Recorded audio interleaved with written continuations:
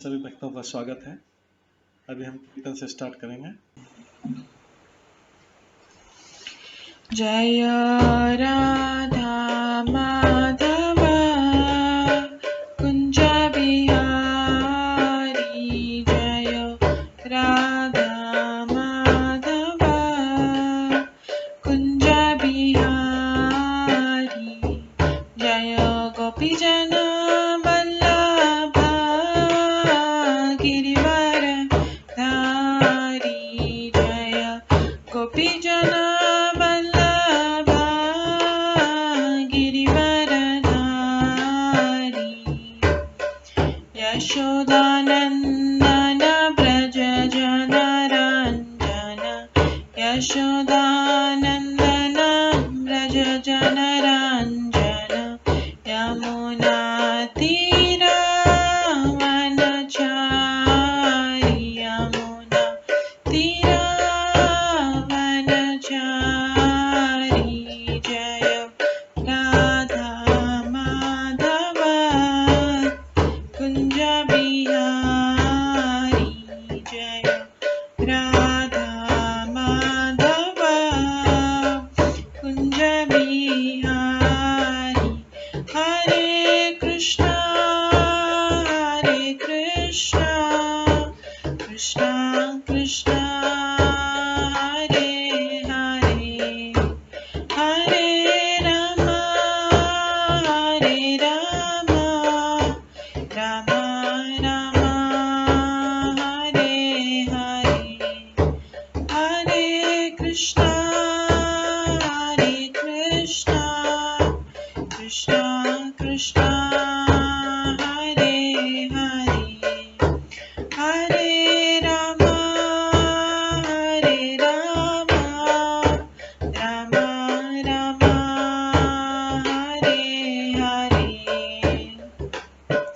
हरे कृष्णा कृष्णा कृष्णा हरे हरे, हरे राम राम राम हरे हरे, हरे कृष्णा कृष्णा कृष्णा हरे हरे, हरे राम राम राम हरे हरे, हरे कृष्णा कृष्णा कृष्णा हरे हरे, हरे राम राम राम हरे हरे, हरे कृष्णा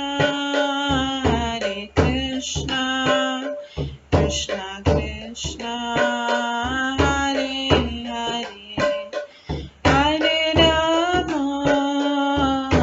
राम राम राम हरे हरे, हरे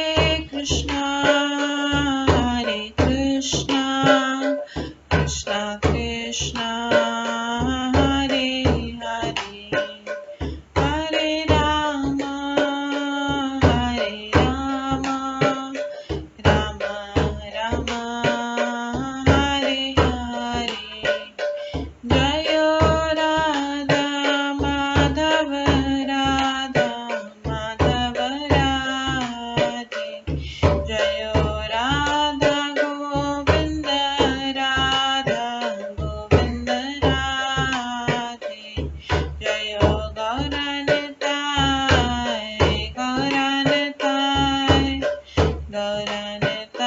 जय गौरनिताय, जय जय प्रभुपाद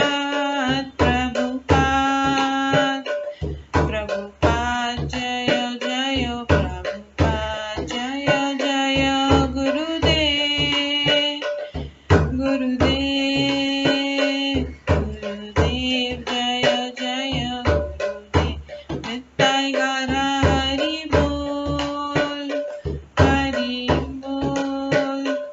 हरि बोल नित्य गौर हरि बोल, गौर प्रेमानंदे हरि हरि बोल। हरे कृष्णा। आज की इस क्लास में सभी भक्तों का स्वागत है।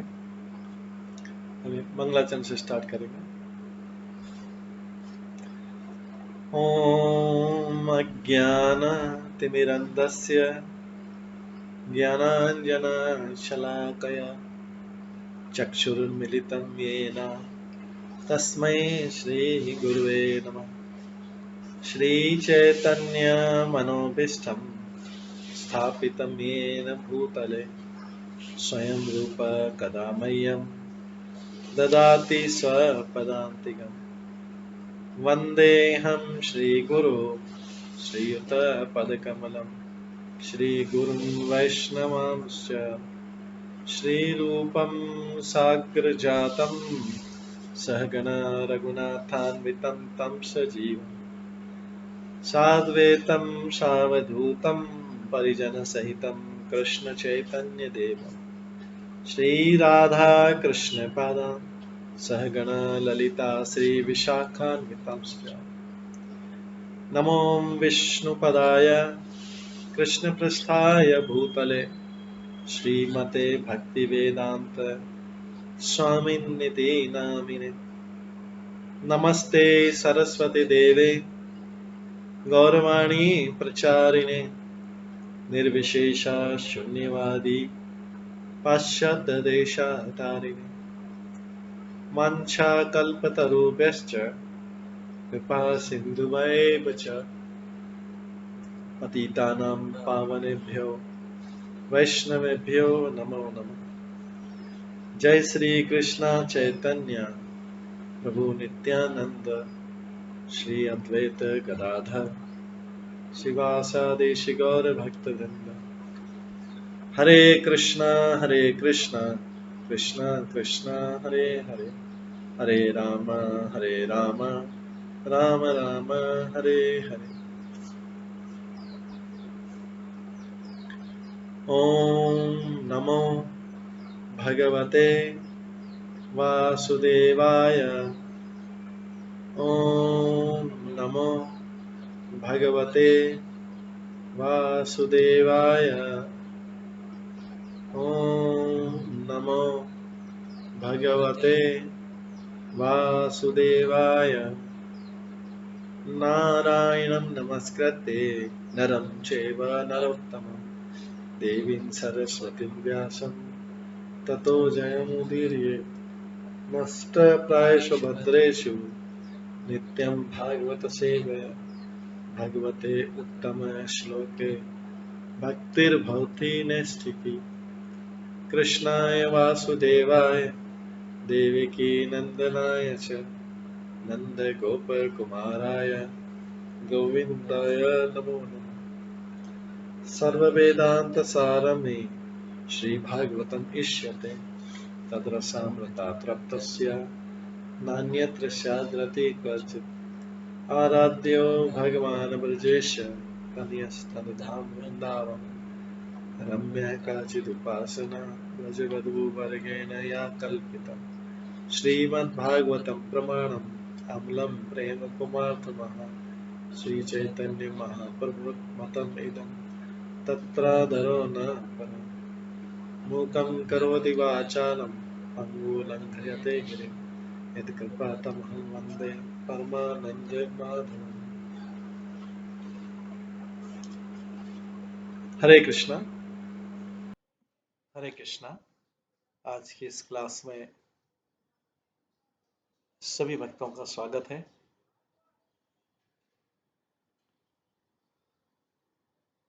कल हम श्रवण कर रहे थे श्रीमद् भागवतम के 11वें स्कंद के 5वें अध्याय से।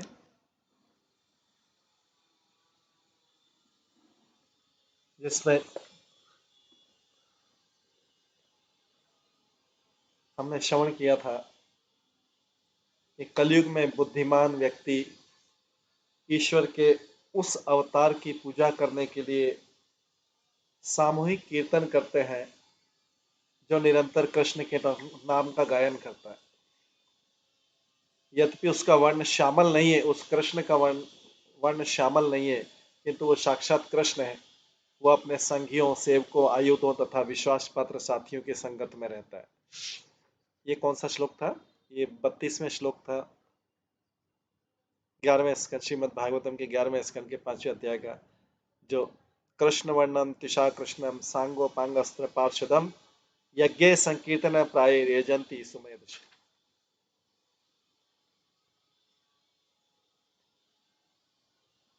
तात्पर्य यही श्लोक चैतन्य चरितमृत में कृष्णदास कविराज द्वारा उद्धृत किया गया है। श्रील प्रभुपाद ने श्लोक की टीका की कि यह पाठ भागवत में आया है। श्री जीव गोस्वामी ने भागवत पर अपनी की गई टीका में इस श्लोक की व्याख्या की। उन्होंने कहा है कि भगवान कृष्ण सुनहरे रंग में भी प्रकट होते हैं। ये सुनहरे भगवान कृष्ण भगवान चैतन्य हैं, जिनकी पूजा इस युग में बुद्धिमान लोग करते हैं। इसकी पुष्टि श्रीमद् भागवतम में गर्ग मुनि द्वारा की गई है। उन्होंने कहा था कि यद्यपि बालक कृष्ण श्यामल है, किंतु अंत 3 रंगों में भी लाल, श्वेत और पीले रंग में प्रकट होता है। उन्होंने अपने श्वेत तथा लाल वर्णों का प्रदर्शन क्रमतः सतयुग तथा त्रेता युग में किया है, किंतु उन्होंने पीले सुनहरे रंग का प्रदर्शन तब तक नहीं किया जब तक वो भगवान चैतन्य के रूप में प्रकट नहीं हुए, जो गौर हरि के नाम से।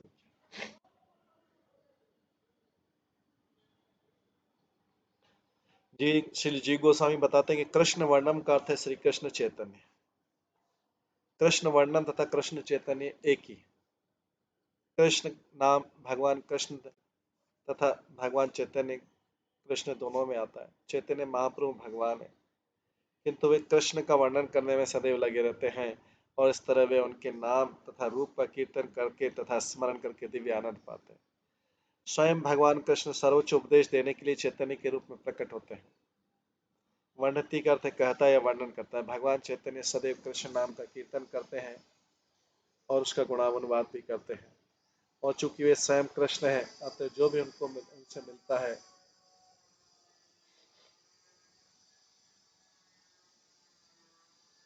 वो स्वतः कृष्ण नाम का कीर्तन करता है और बाद में अन्यों से उसका कथन करता है।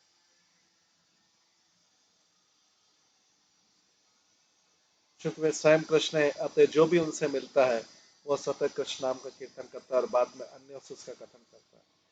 वो दूसरे व्यक्ति में दिव्य कृष्ण भावना मत प्रवेश कर देता है, जिससे कीर्तन करने वाला दिव्य आनंद में लीन हो जाता है। इसलिए वो सभी तरह से हर एक के समक्ष कृष्ण रूप में प्रकट होता है, चाहे व्यक्ति रूप में या धनी के रूप में। श्री चैतन्य का दर्शन करने से ही उसे तुरंत भगवान कृष्ण का स्मरण हो जाता है।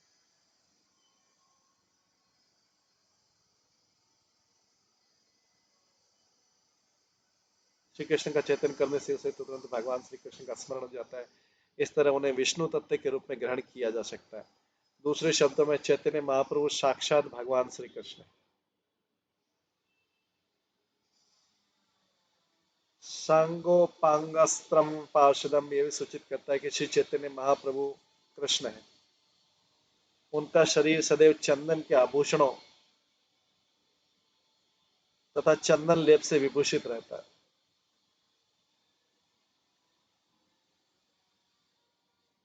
उनका शरीर सदैव चंदन के आभूषणों से तथा चंदन लेप से विभूषित रहता है। अपने अद्वितीय सौंदर्य से वे अपने युग के सारे लोगों को दमित करते हैं। अन्य अवतारों में कभी कभी भगवान ने अस्त्रों का उपयोग असुरों को परास्त करने के लिए किया था, किंतु इस युग में भगवान चैतन्य महाप्रभु जैसे सर्व आकर्षक रूप से उन असुरों का दमन करते हैं जो उनके लिए अस्त्र है। क्योंकि वे सर्व आकर्षक यहाँ था, ये समझना हो कि सारे देवता उनके संगियों जैसे रहते हैं। उनके कर्म असाधारण थे, उनके संगी अद्भुत थे। जब उन्होंने संकीर्तन आंदोलन का प्रसार किया तब विशेषकर बंगाल तथा बिहार में अनेक विद्वानों तथा आचार्यों को आकर्षित किया। श्री चैतन्य के साथ सदा ही उनके श्रेष्ठतम संगी जैसे कि नित्यानंद, अद्वैत, गदाधर, श्रीवास रहते थे।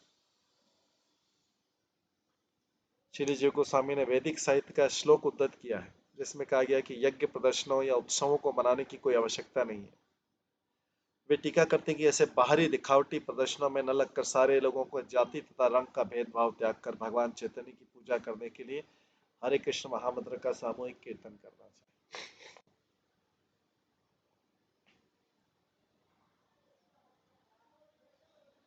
कृष्ण वर्णम तिसा कृष्ण में सूचित करता है कि कृष्ण नाम को वरीयता प्रदान की जानी चाहिए। श्री चैतन्य ने कृष्ण भावनाम की शिक्षा दी और कृष्ण नाम का कीर्तन किया है। इसलिए श्री चैतन्य की पूजा करने के लिए सभी लोगों को मिलकर हरे कृष्ण महामंत्र हरे कृष्ण कृष्ण कृष्ण हरे हरे हरे राम राम राम हरे का कीर्तन करना चाहिए।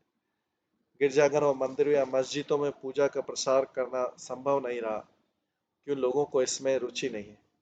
क्यों तो हरे कृष्ण का कीर्तन कहीं भी किया जा सकता है।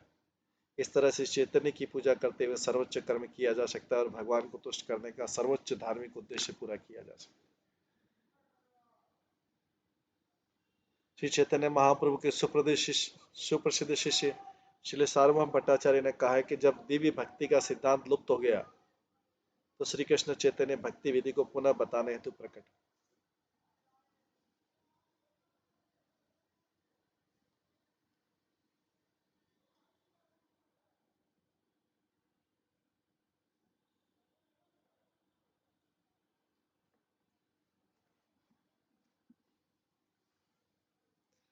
श्री चैतन्य महाप्रभु के सुप्रसिद्ध शिष्य श्री सार्वभौम भट्टाचार्य ने कहा कि जब दिव्य भक्ति का सिद्धांत लुप्त हो गया तो श्री कृष्ण चैतन्य भक्ति विधि को पुनः बताने हेतु प्रकट हुए। वे इतने दयालु हैं कि कृष्ण प्रेम का वितरण कर रहे हैं सबको।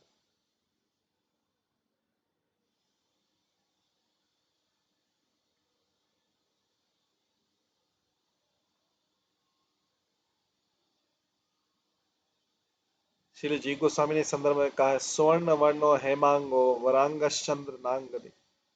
अपनी प्रारंभिक लीलाओं में वे सुनहले रंग वाले ग्रस्त के रूप में प्रकट होते हैं। अपनी प्रारंभिक लीलाओं में चैतन्य महापुरुष सुनहरे रंग वाले ग्रस्त के रूप में प्रकट होते हैं। उनके अंग सुंदर हैं और उनका चंदन लेपित शरीर पिघले सोने जैसा है। उन्होंने यह भी उद्धृत किया है कि संन्यास कृच्छम शांतो निष्ठा शांति परायण। बाद की लीलाओं में वह संन्यास धारण करते हैं और संभाव तथा शांत रहते हैं। वे शांति तथा भक्ति के सर्वोच्च धाम है, क्योंकि निर्विशेषवादी भक्तों को चुप करा देते हैं।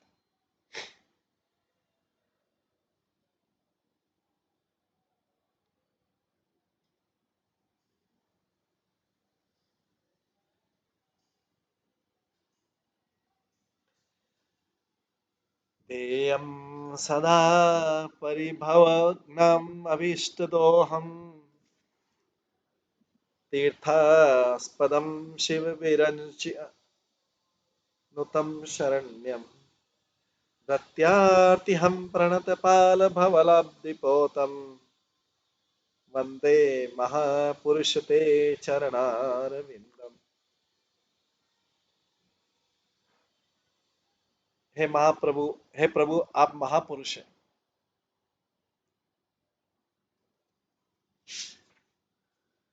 हे प्रभु आप महापुरुष हैं। ये कौन बता रहा है? करभाजन मुनि जो है, करभाजन मुनि जो है वो राजा नेमि को प्रार्थना करें। बोलते हैं प्रभु आप महापुरुष हैं और मैं आपके उन चरण कमलों की पूजा करता हूँ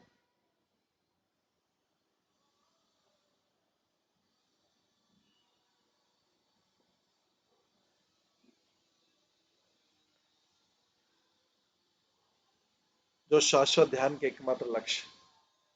वे चरण भौतिक जीवन की चिंताओं को नष्ट करते हैं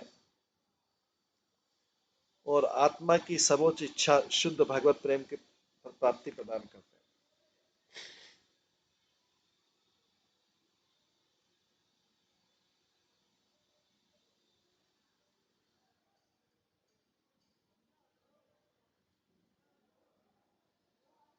वे चरण भौतिक जीवन की चिंताओं को नष्ट करते हैं और आत्मा की सर्वोच्च इच्छा शुद्ध भगवत प्रेम की प्राप्ति प्रदान करते हैं। प्रभु आपके चरण कमल समस्त तीर्थ स्थानों के तथा भक्ति परंपरा के समस्त संत महापुरुषों के आश्रय हैं।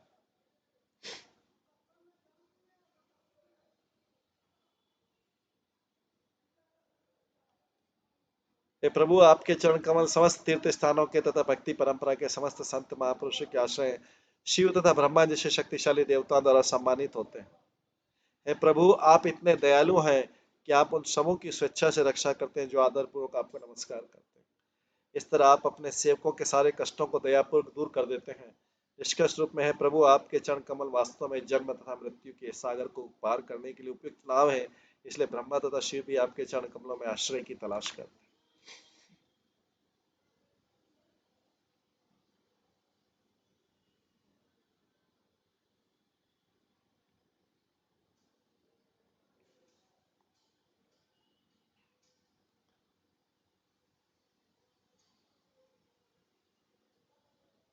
तात्पर्य श्लोक में कलयुग में भगवान के अवतार का वर्णन हुआ है, उसकी पूजा की गई। विगत तीनों युगों सतयुग, त्रेता तथा द्वापर में ईश्वर के अवतारों का वर्णन करने के बाद करभाजन मुनि ने उपयुक्त स्तुतियां प्रस्तुत की, जो प्रत्येक युग विशेष में भगवान की महिमा का वर्णन करने के लिए सदुपयोग किया जाता है। कृष्ण वर्णम तिशा कृष्ण श्लोक द्वारा कलयुग में भगवान के अवतारों का वर्णन करने के बाद तथा अगले श्लोक में चैतन्य महाप्रभु के रूप में कलयुग में भगवान के प्राकट्य कृष्ण वर्ण की महिमा का वर्णन। चैतन्य महाप्रभु कलयुग में प्रकट होते हैं और हर एक को कृष्ण नाम का कीर्तन सिखाते हैं। इस्कॉन आंदोलन के सदस्य कृष्ण वर्ण तथा कृष्ण नाम के कीर्तनों में इतना लीन रहते हैं कि कभी कभी सामान्य लोग उन्हें कृष्ण कहते हैं। इस तरह जो भी व्यक्ति चैतन्य महाप्रभु के आंदोलन के संपर्क में आता है, वह उनके पवित्र नाम के कीर्तन से तुरंत कृष्ण की पूजा करने लगता है।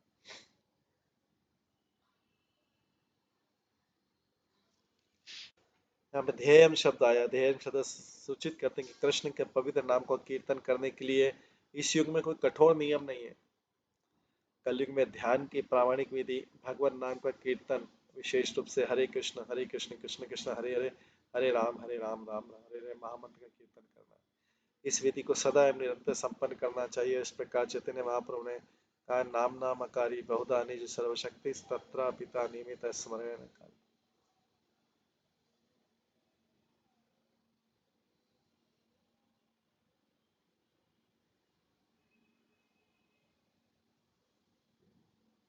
कलयुग में भगवान ने अपनी सारी शक्तियां अपने नाम में लगा दी हैं और इन नामों का कीर्तन करने की कोई घिसी पिटी विधि नहीं है।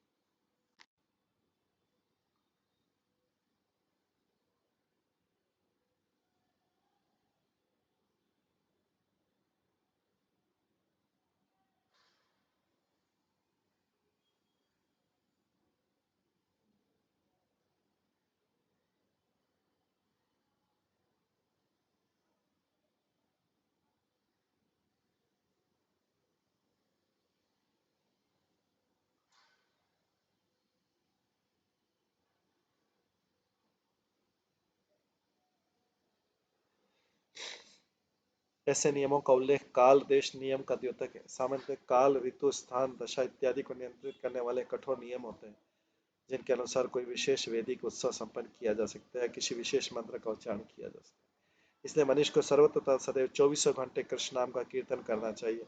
इस प्रकार काल तथा स्थान के रूप में कोई प्रतिबंध नहीं है। चैतन्य महाप्रभु के कथन का यही अर्थ है।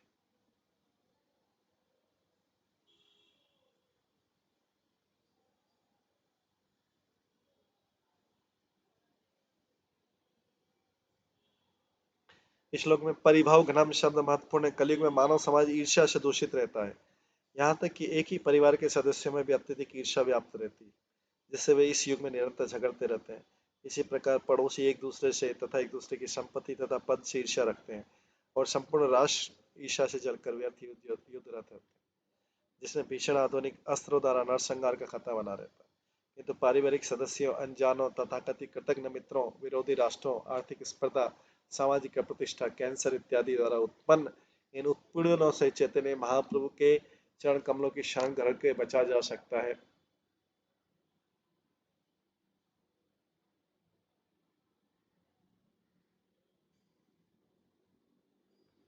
भौतिक शरीर को तो नहीं बचाया जा सकता, किंतु चैतन्य महाप्रभु की शरण में आने वाले व्यक्ति की कठोर हृदय ग्रंथि खुल जाती है, जिसके कारण वो अपने को बाह्य शरीर या सूक्ष्म मन मान रहा होता है। एक बार इस झूठी पहचान के टूट जाने पर मनुष्य किसी भी प्रतिकूल भौतिक परिस्थिति में आनंद पूर्वक रह सकता है।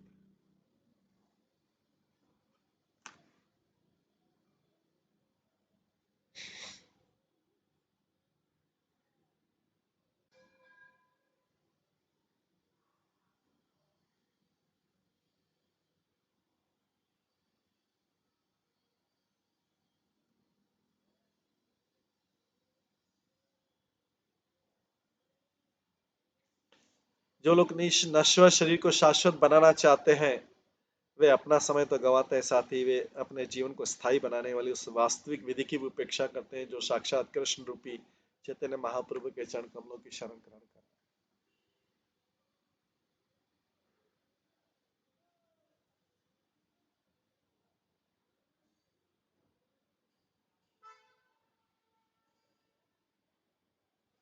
इस श्लोक में तीर्थास्पदम शब्द बताता है कि चैतन्य महाप्रभु के चरण कमल समस्त तीर्थ स्थानों के आश्रय हैं।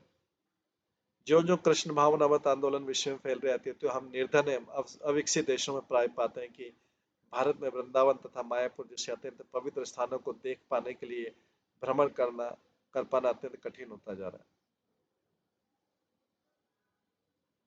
विशेष रूप से दक्षिण अमेरिका के बहुत से भक्तों के लिए भारत में ऐसे स्थलों का भ्रमण करके अपने को शुद्ध करना काफी कठिन है, किंतु चैतन्य महाप्रभु इतने दयालु हैं कि केवल उनकी पूजा करने से विश्व भर के सारे वैष्णव महान तीर्थों को अर्थात चैतन्य महाप्रभु के चरण कमलों को देख पाने का लाभ करते हैं। इस तरह कृष्ण भावनावत आंदोलन के अनुयायियों को उनकी बाहरी परिस्थिति के बावजूद भी किसी प्रकार की क्षति नहीं होती।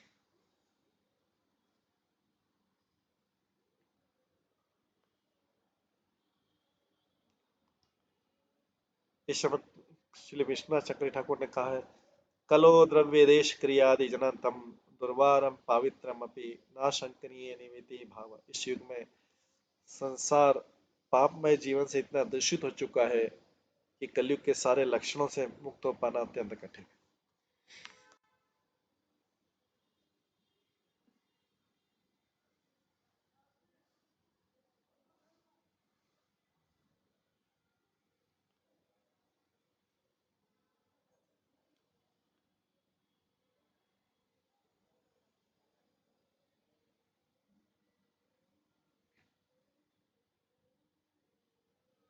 इस युग में संसार पापमय जीवन से इतना दूषित हो चुका है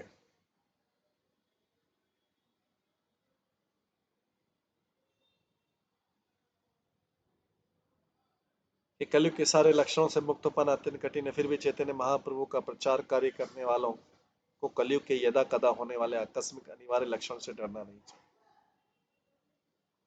चैतन्य महाप्रभु के अनुयायी अवैध यौन नशा मांसाहार तथा जुआ इन 4 निषेधात्मक विधानों का कठोरता से पालन करते हैं। वे सदैव हरे कृष्ण का कीर्तन करना और भगवान की सेवा में लगे रहना चाहते हैं। किंतु ऐसा हो सकता है कि भक्त के जीवन में कली का कोई लक्षण जैसे ईर्ष्या काम क्रोध लोभ क्षण भर के लिए यदा कदा प्रकट हो।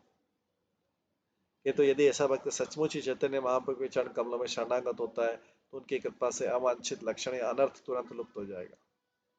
इसलिए भगवान के निष्ठावान भक्त को अपना नियत कर्तव्य पूरा करने में हतोत्साहित नहीं होना चाहिए, बल्कि उसे आश्वस्त होना चाहिए कि चैतन्य महाप्रभु उसकी रक्षा करें।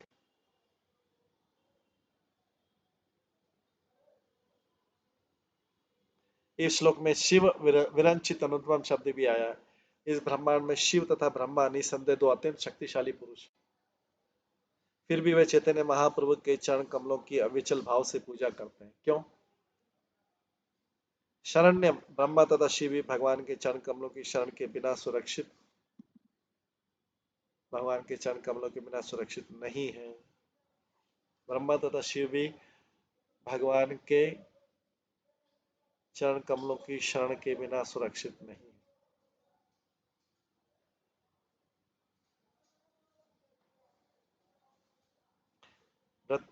हम प्रणतपाल शब्द इंकित करते कि यदि बिना द्वैत के कोई व्यक्ति भगवान के चरणों पर शीश झुकाता है तो भगवान ऐसे निष्ठावान व्यक्ति को समस्त सुरक्षा प्रदान करते हैं। इस श्लोक में इसका उल्लेख नहीं कि मनुष्य को भगवान का उच्च कोटि का भक्त होना चाहिए। तो कहा गया कि यदि कोई व्यक्ति भगवान के चरण कमलों पर केवल शीश झुकाता है तो उसे सारी सुरक्षा प्रदान की जाएगी, केवल शीश झुकाने से। और यह उस पर भी लागू होता है जो चैतन्य महाप्रभु के मिशन की सेवा करने का प्रयास करता है। यहाँ तक कि नवदीक्षित को भी भगवत कृपा से समस्त संरक्षण प्राप्त हो जाएगा।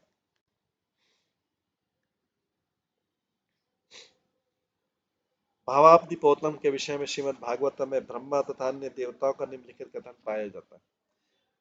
तत्पाद पोतेन महत्कृतेन कुर्वन्ति गोवत्सपदम भवाभिलब्धि। अज्ञान सागर को पार करने के लिए आपके चरण कमलों को नाव मानकर मनुष्य महाजनों के पद चिन्ह पर चलता है और उस सागर को सरलता से प्राप्त कर लेता है, जिस तरह गोखुर के ऊपर से लांघा जाता है।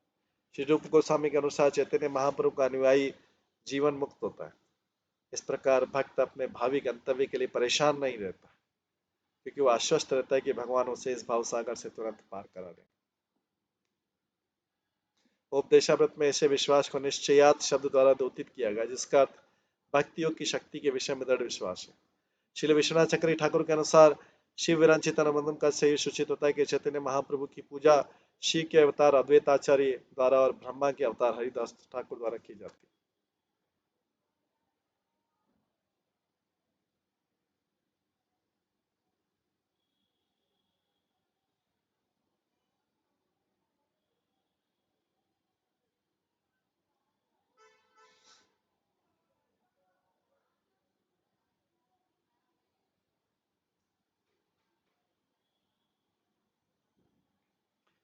इस श्लोक में चैतन्य महाप्रभु को महापुरुष के रूप में संबोधित किया है।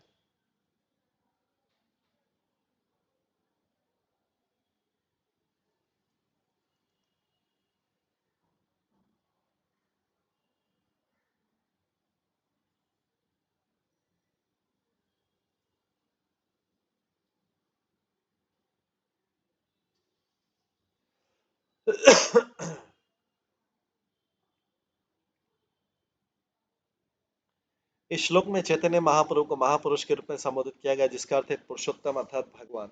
इसी प्रकार श्वेताश्वत उपनिषद में महाप्रभु का निर्देश हुआ है, महान प्रभुवे मूर्छा सत्व यश प्रवर्तक। महाप्रभु ईश्वर है जो संपूर्ण जगत के प्रवर्तक हैं।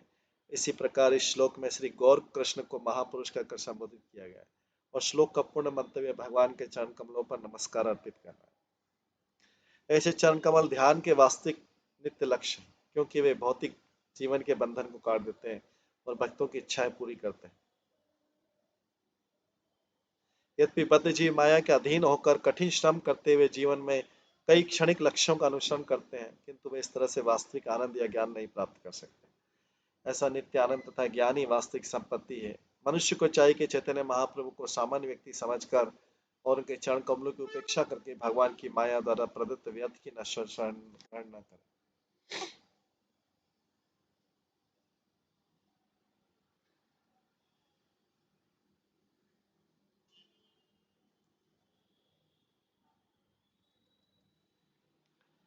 वे योगी जो भगवान के चरण कमल के अतिरिक्त अपने ध्यान का अन्य कोई लक्ष्य बनाते हैं, वे योगी जो भगवान के चरण कमलों के अतिरिक्त अपने ध्यान करने को लक्ष्य बनाते हैं, अपने नित्य जीवन के मार्ग में रोड़े खड़े करते हैं। जब ध्याता ध्यान तथा ध्येय सभी भगवान के नित्य पद को प्राप्त होते हैं, तो समझिए असली शरण प्राप्त हो चुकी है। सामान्यतः बद्ध जीव भोग त्याग में लगे रहते हैं। कभी वे भौतिक प्रतिष्ठा तथा इंद्रिय तृप्ति के पीछे उन्मत्त होकर दौड़ते हैं, तो कभी वे हताश होकर इन वस्तुओं का परित्याग कर देना चाहते हैं। किंतु भगवान के चरण कमल इंद्रिय तृप्ति तथा परित्याग के फेर बदल के इस चक्र से परे हैं और जीव के लिए भी शांति तथा सुख के चरम धाम।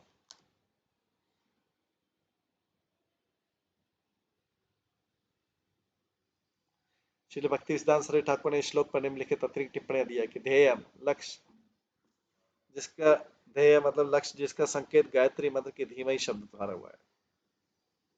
ध्येय मतलब भगवान के ऊपर ध्यान करना। तीर्थास्पदम श्री गौक्षेत्र तथा ब्रजमंडल इत्यादि तीर्थ स्थलों का मूल आश्रय अथवा श्रवण परंपरा के ब्रह्म संप्रदाय के महान भक्तों भगवान के चरण कमल का मूल आश्रय। यह श्रवण परंपरा श्रीमद आनंद तीर्थ मध्वाचार्य से प्रारंभ होती है। रूपानुग महाभागवत अर्थात रूप गोस्वामी तथा चैतन्य महाप्रभु के महान अनुयायियों द्वारा आगे बढ़ती है। शिव विरंचितम वह जिसकी पूजा शिव के अवतार श्रीमद अद्वैत आचार्य प्रभु तथा विरंची के अवतार श्रीमद आचार्य हरिदास प्रभु द्वारा की जाती है।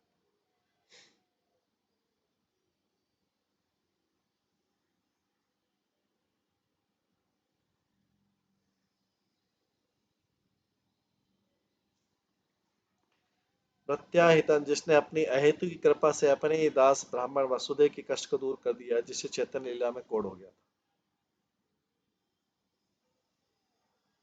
भावाब्धिपोतन संसार सागर को पार करने का साधन अथवा उन लोगों के आश्रय जो अपने को उस भौतिक संसार से मुक्त करते हैं। जो संसार मोक्ष या भौतिक भोग की लालसा के रूप में जीव को पीड़ित करता है। ऐसे व्यक्तियों में से जिन्होंने भगवान के चरण करुण रूपी इस नाव का लाभ उठाया है, सार्वभौम भट्टाचार्य प्रताप महाराज हैं, जिन्हें क्रमशः मुक्ति काम तथा भुक्ति काम से बचाया गया।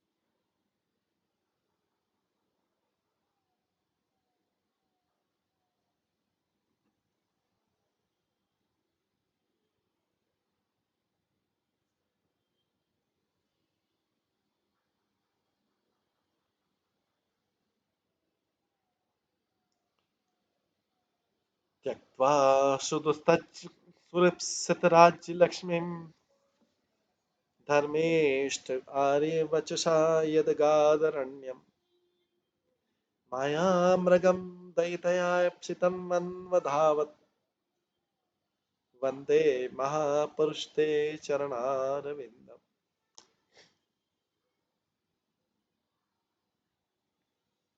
हे महापुरुष, मैं आपको आपके चरण कमलों की पूजा करता हूँ। आपने लक्ष्मी देवी तथा उनके सारे ऐश्वर्य का परित्याग कर दिया।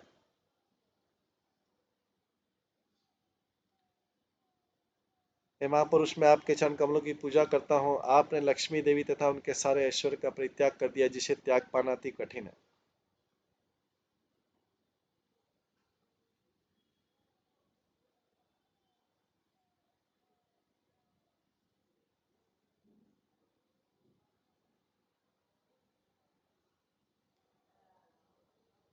जिसकी कामना बड़े बड़े देवता तक करते हैं, इस तरह धर्म पथ के अत्यंत श्रद्धालु और अनुयायी होकर आप ब्राह्मण के शाप को मानकर जंगल के लिए चल पड़े।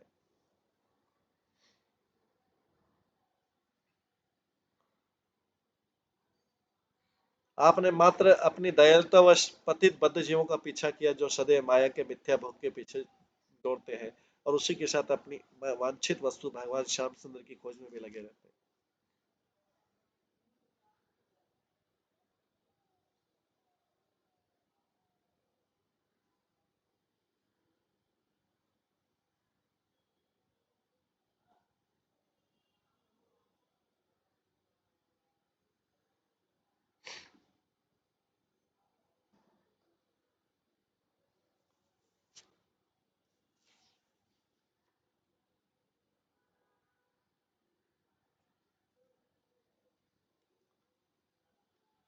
इस प्रकार से कर भाजन जो है भगवान के बारे में बता रहे हैं।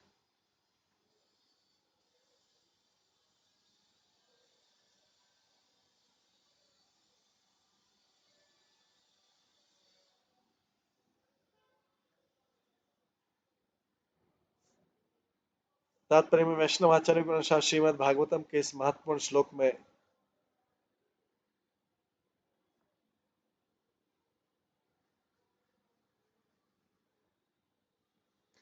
वैष्णवाचार्य के अनुसार श्रीमद् भागवतम के इस महत्वपूर्ण श्लोक में चैतन्य महाप्रभु, भगवान कृष्ण तथा श्री रामचंद्र जी का भी वर्णन हुआ है। ये श्लोक कर भाजन द्वारा युगावतारों अर्थात भगवान के विविध अवतारों को जो बद्ध जीवों को भवबंधन से छुड़वाते हैं की व्याख्या के अंतर्गत है। वंदे महापुरुष ते चरणारविंद से अंत होने वाली स्तुति कलयुग में भगवान कृष्ण के अवतार रूप चैतन्य महाप्रभु की प्रशंसा है। चैतन्य महाप्रभु नवद्वीप में ग्रस्त रूप में 24 वर्षों तक रहे और विद्वानों तथा सामान्य जनों के बीच उन्होंने काफी लोकप्रियता अर्जित की। उनके संकीर्तन आनंद उनको स्थानीय सरकार का पूर्ण समर्थन प्राप्त था, जबकि ये इस्लामी सरकार थी। चैतन्य महाप्रभु को लक्ष्मी से विवाह करने का सौभाग्य प्राप्त था। कोई भी सामान्य स्त्री चाहे कितनी भी सजी धजी क्यों न हो, लक्ष्मी की बराबरी नहीं कर सकती।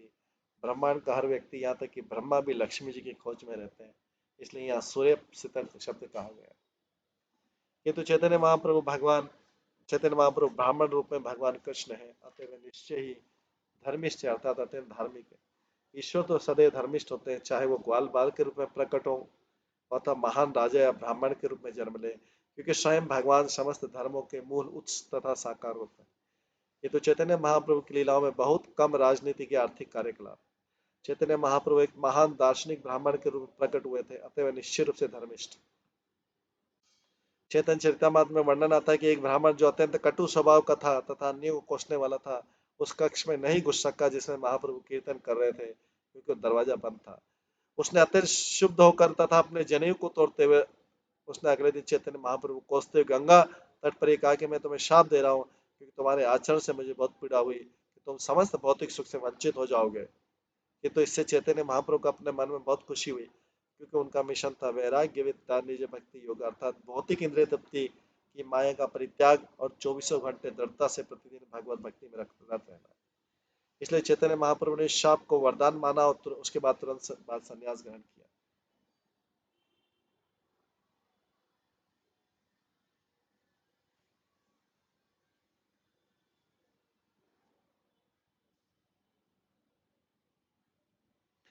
इस तरह श्लोक में कहा गया है कि आर्य वर्चसा अर्थात ब्राह्मण के शब्दों से चैतन्य महाप्रभु ने संन्यास ग्रहण किया। यद आगाध अरण्य और विभिन्न जंगलों से होकर वृंदावन तथा उसके बाद दक्षिण भारत की यात्रा की। वे विशेष रूप से ब्राह्मण जाति की प्रतिष्ठा बनाए रखना चाहते थे, इसलिए उन्होंने ब्राह्मण के श्राप को अक्षत रखने का निश्चय किया।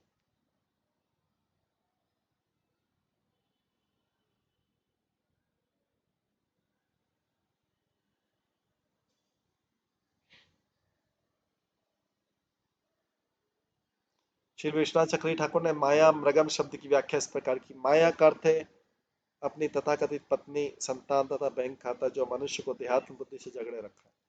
मृगम शब्द मृगयति अर्थात खोजने का सूचक है। इस प्रकार माया मृगम सूचक है उस बद्ध जीव का जो समाज, मैत्री तथा प्रेम के भौतिक देहात्म में अधुनातम इंद्रिय तृप्ति की खोज के पीछे दीवाना रहता है। हनुमत धावत बताता है कि चैतन्य महाप्रभु निरंतर पतित जीवों की खोज में इधर उधर दौड़ते रहते थे। कभी कभी वे बद्ध जीवों को धार्मिक मैत्री या आनंद के बहाने गले लगाते थे, किंतु वास्तविकता यह थी कि वो बद्ध जीवों के शरीर को स्पर्श उन्हें भव सागर से खींचकर भागवत प्रेम के सिंधु में डालने के लिए करते थे। इस तरह चैतन्य महाप्रभु सर्वाधिक दयालु तथा वदान्य भागवत अवतार थे, जिनकी दया जाति पाति तथा रंग के सांसारिक भेदभाव की सीमाओं को लांघ चुकी।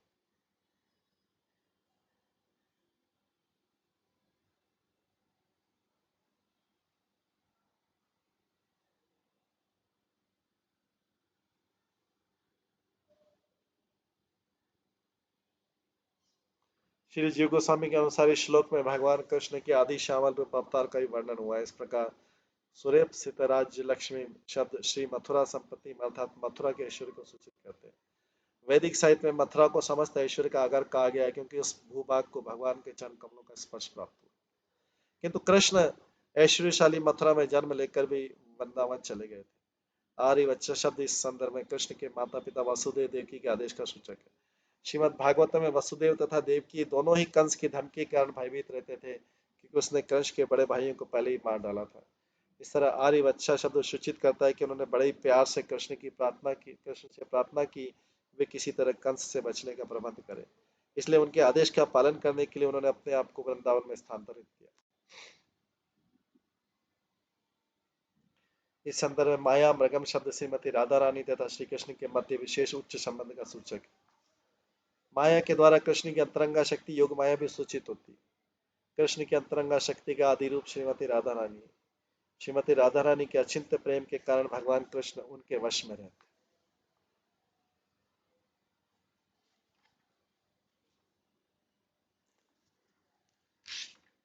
श्रीमती राधा रानी के अचिंत्य प्रेम के कारण भगवान कृष्ण उनके वश में रहते हैं। यहाँ पर मृगम अर्थात पशु, क्रीड़ा मृगम अर्थात पशु खिलौना का सूचक है। जिस तरह कोई सुंदर बालिका अनेक गुड़िया पशु खिलौनों से खेल सकती, उसी तरह भगवान कृष्ण सर्वाधिक सुंदरी तरुणी श्रीमती राधा रानी के हाथ खिलौने बने रहते हैं। श्री जी गोस्वामी के अनुसार श्रीमती राधा रानी ने कृष्ण को बांधने के लिए अनेक प्रकार से पूजा की थी, क्योंकि वो कृष्ण के बिना नहीं रह सकती। इस तरह श्रीमती राधा रानी के आराधन के कारण कृष्ण कभी वृंदावन नहीं छोड़ सकते।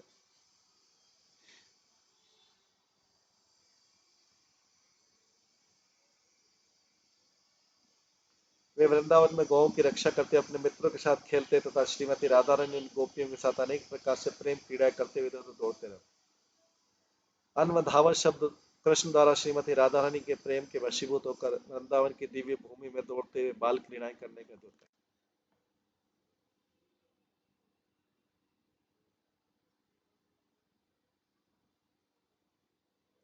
श्री श्रीधर स्वामी ने व्याख्या की किस तरह यह श्लोक श्री रामचंद्र के अवतार का भी वर्णन करता है। यद्यपि भगवान पूर्ण स्वतंत्र है और हर वस्तु से विलग है, किंतु अपने शुद्ध भक्तों के प्रेम के वशीभूत हो जाते हैं।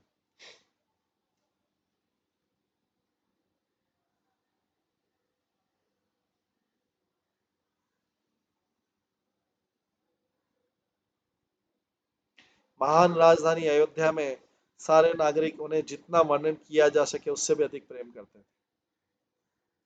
इस संदर्भ में आर्य वत्सा का यह अर्थ है कि अपने गुरुतुल्य पिता के आदेश पर सर्वस्व छोड़कर रामचंद्र जी वन को चले गए। वहां उन्होंने सीता के प्रति अगाध स्नेह प्रदर्शित करते हुए माया मृगम रावण द्वारा धोखे से उत्पन्न माया रूपी मृग का पीछा किया। उसे स्वर्ण मग के लिए श्रीमती सीता देवी ने विशेष चाह व्यक्त की थी और इसकी सूचना दैत्य एप्सितम शब्द से मिलती है। भगवान के दिव्य शरीर के सारे अंग अभिन्न है और उनमें परस्पर विनिमय हो सकता है। इसलिए ब्रह्म संहिता में कहा गया, अंगानि यस्य सकलेन्द्रिय वृत्तिमन्ति पश्यन्ति पान्ति कलयन्ति चिरं जगन्ति आनंद चिन्मय सद्वज्जल विग्रहस्य गोविंदमादि पुरुषम तमहं भजामि।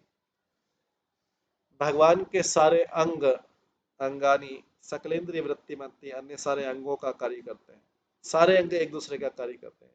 इस तरह भगवान के दोनों चरण कमल भगवान के आदि स्वरूप है और भगवान के चरण कमलों की पूजा करने से पूजा करने वाले को दिव्य आनंद की प्राप्ति होती है।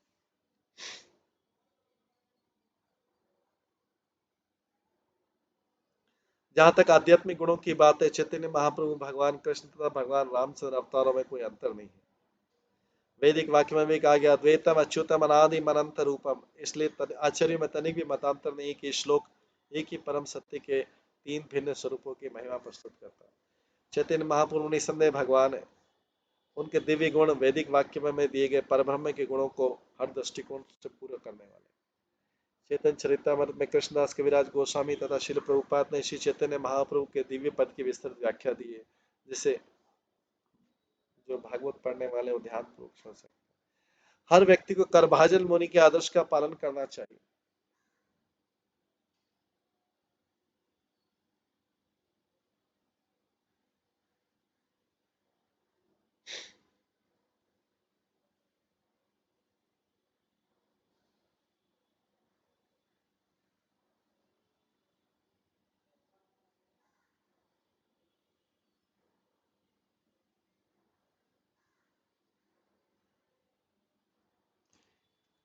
हर व्यक्ति को करभाजन मुनि के आदर्श का पालन करना चाहिए। महाप्रभु महापुरुष श्री चैतन्य महाप्रभु के चरण कमलों की पूजा करनी चाहिए।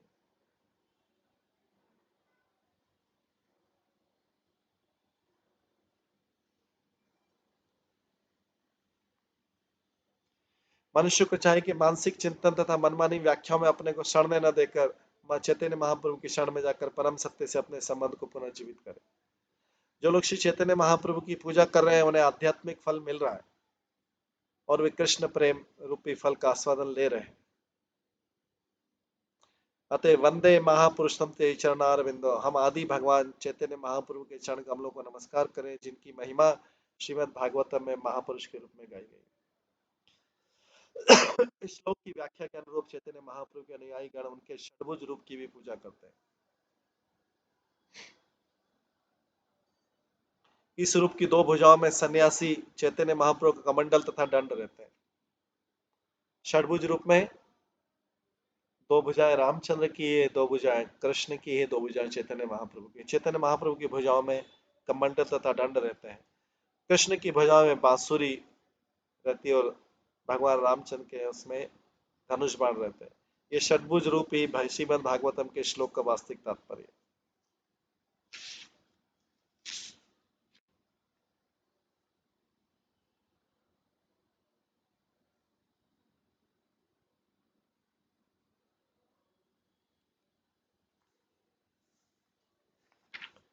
आगे क्या आएगा, श्लोक नंबर 35 में कहा गया है, 35वें श्लोक में, एवं युग अनुरूपाभ्याम भगवान युगवार्ते भी मनुजे इज्जते राजन श्रेयसाम ईश्वर हरि।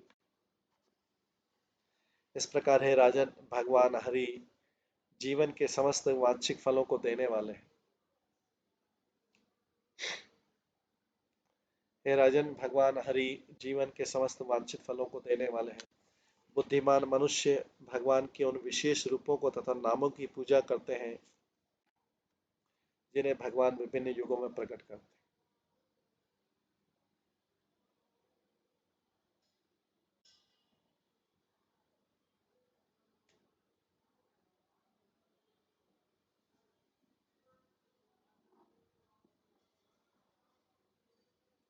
तात्पर्य यहाँ पर युगानुरूपाभ्याम शब्द महत्वपूर्ण है। अनुरूप का अर्थ है उचित। भगवान कृष्ण चाहते हैं कि सारे बद्ध जीव आनंद तथा ज्ञानमय जीवन के लिए भगवत धाम वापस जाए। भगवान कृष्ण चाहते हैं कि सारे बद्ध जीव आनंद तथा ज्ञानमय जीवन के लिए भगवत धाम वापस आए। क्योंकि ऊपर श्लोक है, भगवान हरि जीवन के समस्त वांछित फलों को देने वाले हैं। बुद्धिमान मनुष्य भगवान के उन विशेष रूपों तथा नामों की पूजा करते हैं जिन्हें भगवान विभिन्न युगों में प्रकट करते हैं।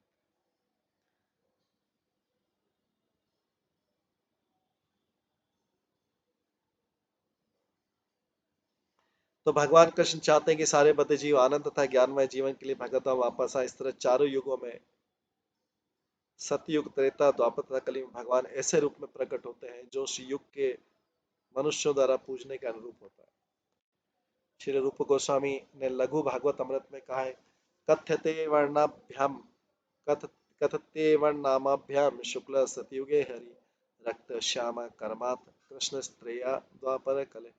भगवान हरि को उनके रंग तथा नामों के अनुसार सतयुग में शुक्ल तथा त्रेता, द्वापर और कलयुग में क्रमशः रक्त, श्याम तथा काला कहा गया है। इस तरह उन्हें प्रत्येक युग में महिमा गायन के उपयुक्त नाम दिए जाते हैं। सतयुग में हंस तथा सुपर्ण, त्रेता युग में विष्णु तथा यज्ञ और द्वापर युग में वासुदेव तथा संकर्षण। तो कलयुग में ऐसे नाम नहीं रखे जाते। यद्यपि ऐसे नाम होते हैं ताकि इससे श्री चैतन्य महाप्रभु के अवतार की सत्यता को हल्के फुल्के ढंग से प्रकट करने से बचा सके।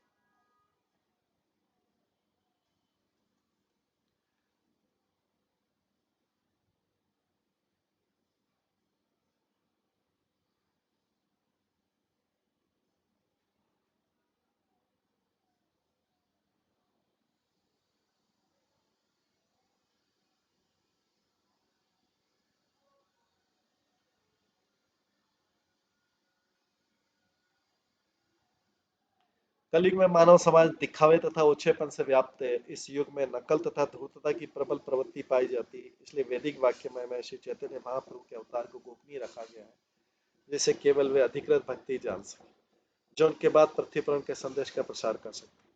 सचमुच ही इस आधुनिक युग में अनेक मूर्ख तथा सामान्य व्यक्ति अपने को ईश्वर या अवतार कहते देखे जाते हैं। ऐसे अनेक सस्ते दर्शन तथा ऐसी अकादमियां हैं जो थोड़ी सी फीस लेकर मनुष्य को अल्पकाल में ईश्वर बनाने का वचन देते हैं। अमेरिका का एक धार्मिक समुदाय अपने अनुयायियों को वचन देता है कि वे स्वर्ग में ईश्वर बन जाएंगे। ईसाइयत के नाम पर ऐसा भ्रष्ट प्रचार हो रहा है। अतः यदि वैदिक वाक्य में चैतन्य महाप्रभु के नाम का खुलकर कथन किया जाता है तो संसार में नकली चैतन्य महाप्रभु की बाढ़ आ जाएगी।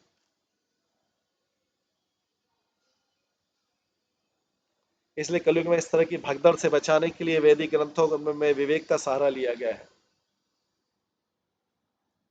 और वैदिक संस्कृति अनुयायियों को गंभीर तथा गुह्य विधि से वैदिक मंत्रों द्वारा श्री चैतन्य महाप्रभु के अवतरण की सूचना दी जाती है। कलयुग में अपने प्राकट्य के लिए भगवान ने ये जो विवेकपूर्ण विधि चुनी है वो इस धरालोक पर काफी सफल सिद्ध हो रही है।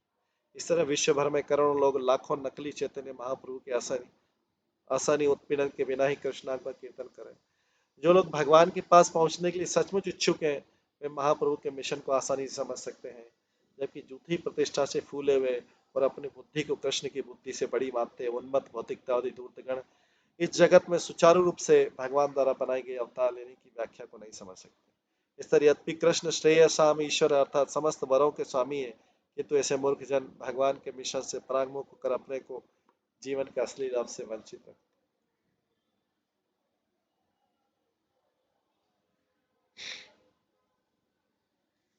36 श्लोक में आता है, कलिम सभा जयंती आर्या गुणज्ञा सार भागिनः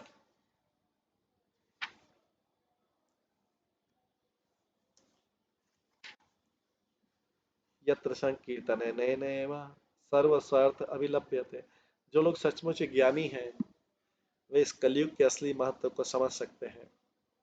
ऐसे प्रबुद्ध लोग कलयुग की पूजा करते हैं क्योंकि इस पतित जीवन में जीवन की संपूर्ण सिद्धि संकीर्तन संपन्न करके आसानी से प्राप्त की जा सकती है।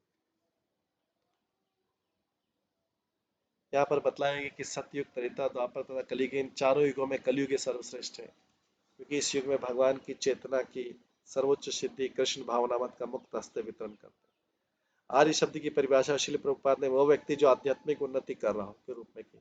प्रबुद्ध व्यक्ति का स्वभाव जीवन के सार की खोज करना है। उदाहरण भौतिक शरीर का सार शरीर न होकर शरीर के भीतर स्थित आत्मा है। इसलिए बुद्धिमान व्यक्ति नश्वर शरीर की अपेक्षा शाश्वत आत्मा की ओर अधिक ध्यान देता है। इस तरह यद्यपि कलयुग को कलमश का सागर माना जाता है, किंतु कलयुग में भाग्य का समुद्र भी है, वह संकीर्तन आलोना।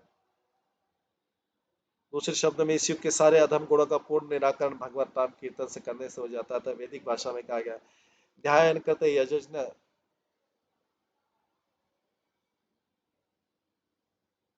ध्यान करते यजने गए थे। त्रेतायां द्वापरे अर्चयन यदापनौति तदापनौति कलो संकीर्त केशवम। सतयुग में ध्यान द्वारा, त्रेता में यज्ञ द्वारा, द्वापर में जो पूजा द्वारा जो कुछ अर्जित किया जा रहा है उसे कलयुग में सामूहिक रूप से केशव नाम का कीर्तन करके प्राप्त किया जाता है।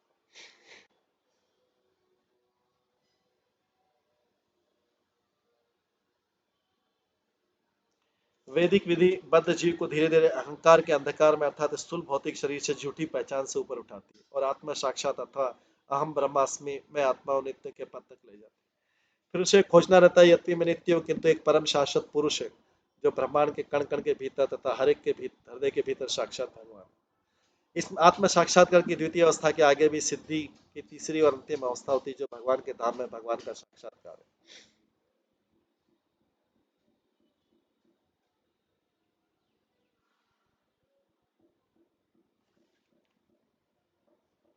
तो पहला व्यक्ति को आत्म साक्षात अर्थात अहम ब्रह्मास्मि मैं आत्मा हूं मैं नित्य के पद तक ले जाती पहला। दूसरा स्टेप है, फिर ये खोजना होता है कि यद्यपि मैं नित्य हूं किंतु एक परम शाश्वत पुरुष है जो ब्रह्मांड के कण कण के भीतर तथा हर एक के हृदय के भीतर स्थित साक्षात भगवान, ये परमात्मा को ले जाती है। इस आत्म साक्षात के द्वितीय अवस्था के आगे तीसरी भी अंतिम अवस्था है जो भगवान के धाम में भगवान का साक्षात्कार है। भगवान मूलतः इस जगत के अधीक्षक नहीं प्रत्युत अपने ही जगत के भोक्ता है। जो बद्ध जीव अति जो बद्ध जीव के अति काल्पनिक सपनों से भी परे है। दूसरे शब्दों में यद्यपि राजा या देश का राष्ट्रपति जेल विभाग का नियंत्रक होता है किंतु उसे वास्तविक सुख अपने घर में ही मिलता है, मूर्ख बंदियों को फैसला सुनाने में नहीं। इसी तरह भगवान भौतिक सृष्टि का संचालन करने हेतु देवताओं को नियुक्त करते हैं और स्वयं अपने दिव्य धाम में दिव्य आनंद सागर में मग्न रहते हैं।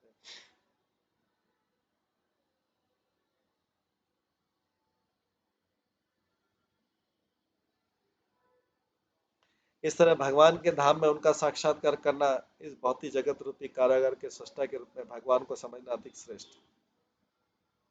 भगवान के धाम में ही उनका साक्षात्कार करना इस भौतिक जगत रूपी कारागार के सृष्टा के रूप में भगवान को समझना अधिक श्रेष्ठ है। भगवान इस जगत के सृष्टा है, इससे ऊपर है भगवान के धाम में उनका साक्षात्कार। भगवान के साक्षात्कार इस समझ से प्राप्त होता है कि आध्यात्मिक आकाश में असंख्य वैकुंठ लोक और उनमें हर एक में नारायण अंश विशेष अपने उन असंख्य भक्तों के साथ निवास करता है जो उस विशेष रूप के साथ जुड़े। आध्यात्मिक आकाश का केंद्रीय मुख्य लोक कृष्ण लोक कहलाता है। यहाँ पर भगवान अपने परम एवं आदि गोविंद को रूप को प्रकट करते हैं। गोविंदम आदि पुरुषम तमम भजामि। ब्रह्म संहिता में भगवान ने कहा ईश्वर परम कृष्ण सतीदान विग्रह अनादि राधिर गोविंद सर्व कारण कारण। इस तरह कृष्ण प्रेम तथा आध्यात्मिक आकाश में कृष्ण लोक के भीतर प्रवेश पाना कहीं पे भी और किसी भी काल में संपूर्ण सृष्टि में जीवन की सर्वोच्च तथा भव्य स्थिति, यह पूर्णतः कलयुग में मात्र भगवत नाम कीर्तन करने से उपलब्ध है। अतः हर विवेकशील पुरुष चाहे स्त्री और बालक को चैतन्य महाप्रभु द्वारा प्रदत्त शुभ अवसर को गंभीरतापूर्वक समझना चाहिए और इस कीर्तन को अपनाना चाहिए। केवल अभागे तथा उदार व्यक्ति इस दिव्य अवसर की उपेक्षा करें।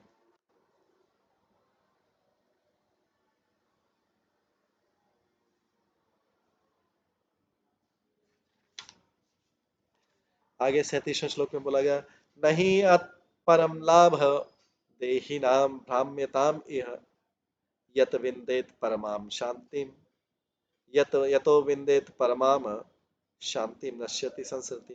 निसंदेह भौतिक जगत में विचरण करने के लिए बाध्य किए गए देहधारी जीवों के लिए भौतिक जगत में विचरण करने के लिए बाध्य किए गए देहधारी जीवों के लिए भगवान के संकीर्तन आंदोलन से बढ़कर और कोई संभावित लाभ नहीं जिसके द्वारा परम शांति पा सके और अपने को बारंबार जन्म मृत्यु के चक्कर से छुड़ा सके। तात्पर्य स्कंद पुराण तथा अन्य पुराणों में निम्नलिखित वक्तव्य प्राप्त है। महाभागवता नित्यम कलो कुर्वन्ति कीर्तनम। कलयुग में भगवान के महान भक्तगण सदैव कीर्तन में व्यस्त रहते हैं। भगवान स्वभाव से दयालु हैं और उन पर विशेष कृपालु हैं जो असहाय अवस्था में उनके चरण कमलों में पूरी तरह आत्मसमर्पण कर देते हैं।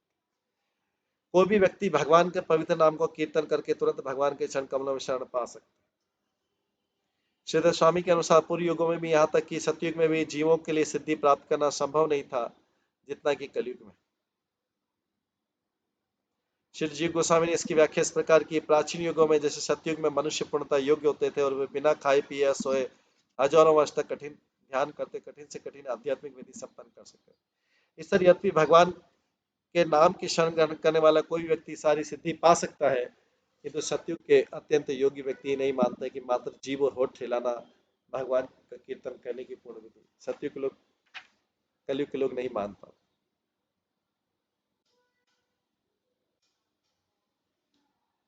सतयुग के जो थे वो अत्यंत योग्य व्यक्ति नहीं मान पाते थे कि मात्र जीव और होठ हिलाना अर्थात भगवत नाम कीर्तन करना पूर्ण विधि है और भगवान का पवित्र नाम ही सारे ब्रह्मांड में एकमात्र आश्रय। इसलिए वे ध्यान, आसन, प्राणायाम और समाधि जैसे कठिन एवं विस्तृत योग विधियों के प्रति आकृष्ट होते थे।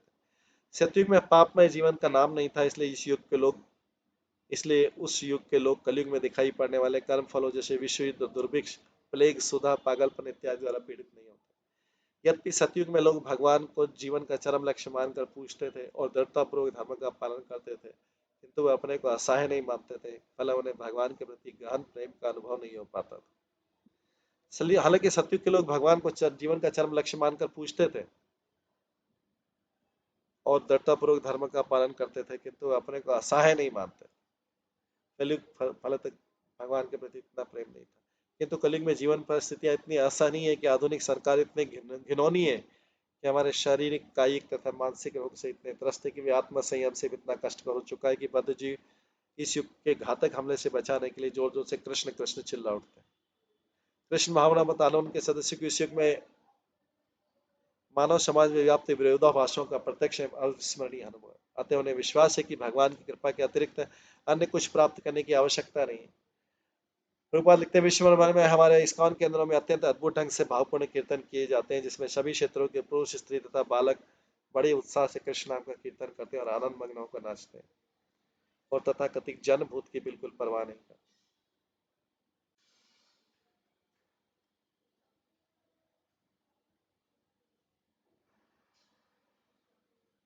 अमेरिका में ओबरलिन कॉलेज के एक प्रोफेसर कैलिफोर्निया में स्थित एक हरे कृष्ण केंद्र देखने गए तो कृष्ण के पवित्र नाम के सामूहिक संकीर्तन में भक्तों के उत्साह को देखकर चकित हुए।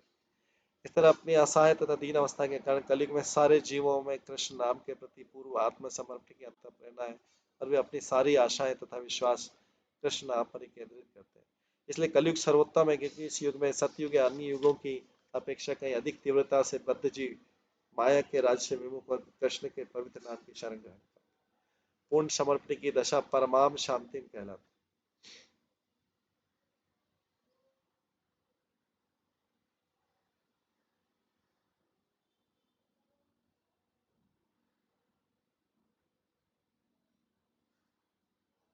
है। इस प्रकार से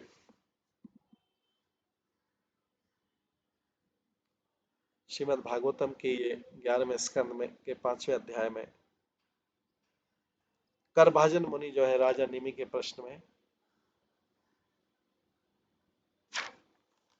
नारद द्वारा जो वसुदेव की शिक्षा दी गई उसी के आगे उसी को एक्सप्लेन कर रहे हैं। समय हो गया तो इसको यहीं पे विराम देते हैं। सभी भक्तों का बहुत बहुत धन्यवाद। सभी भक्तों के लिए एक बार हरे कृष्ण महामंत्र का जप करते हैं। हरे कृष्णा कृष्णा कृष्णा हरे हरे, हरे राम राम राम। श्रीमद् भागवतम महापुराण की जय। श्रील प्रभुपाद की जय। सभी आचार्य गणों की जय। हरे कृष्ण।